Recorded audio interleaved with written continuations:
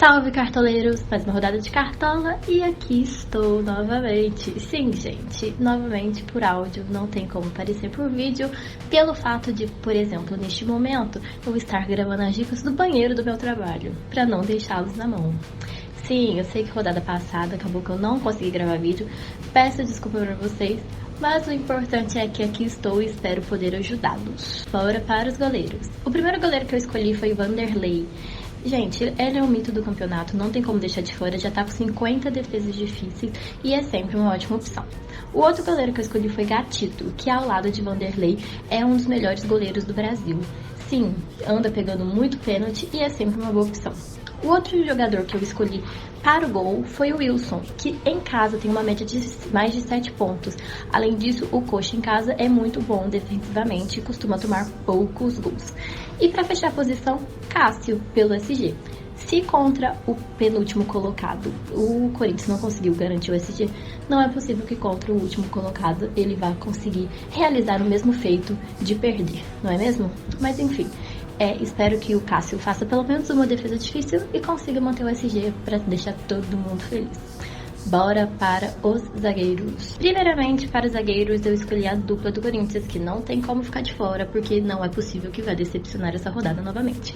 Léo Santos e o nosso querido Pedro Henrique, que fez quase 7 pontos rodada passada sem SG, são os escolhidos e espero que os mesmos não nos decepcionem, por favor.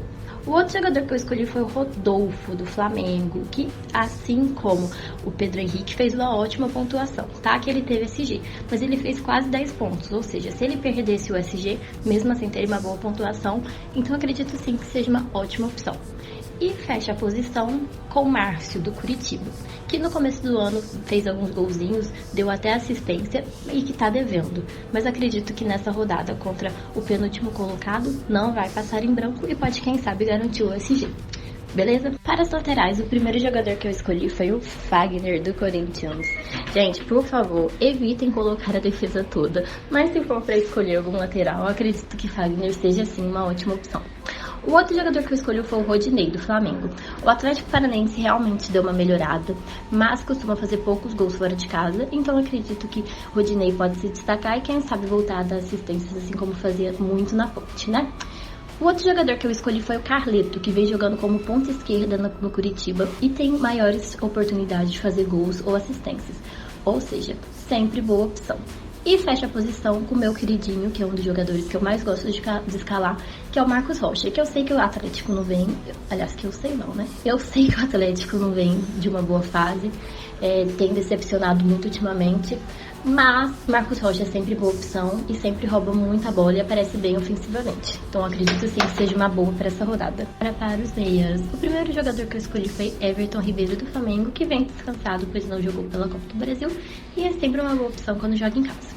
O outro jogador que eu escolhi foi o Scarpa, que é o líder de assistências do Brasil. Então é sempre uma boa opção, uma vez que a defesa do Vasco é uma nhaca. O terceiro de meia que eu escolhi foi o Regis, do Bahia. O Regis, jogando em casa, vai muito bem, já tem 5 assistências. Ele voltou agora e já voltou voando. Rodada passada deu assistência, então acredito sim que seja sempre uma boa opção. O outro jogador que eu escolhi foi, lógico, Rodriguinho, não tem como deixar de fora, é o melhor jogador do Corinthians, quem diria que um dia eu falaria isso? Mas sim, o Rodriguinho é o melhor jogador do Corinthians e nunca decepciona, sempre faz seus pontinhos fixos, além de sempre aparecer muito bem, tanto em gols como em assistências. E para finalizar, o último jogador que eu escolhi foi o Paulinho, do Atlético Goianiense. Sim, é loucura? É, mas rodada passada ele fez mais de 10 pontos. Aliás, ele fez 10 pontos contra o Flamengo só de roubadas de bola. Quem sabe ele não repita o feito contra o líder, não é? Então, bora para os atacantes. No ataque, o primeiro jogador que eu escolhi foi Henrique Dourado. Não tem como deixar de fora. É o artilheiro do campeonato e é sempre ótima opção.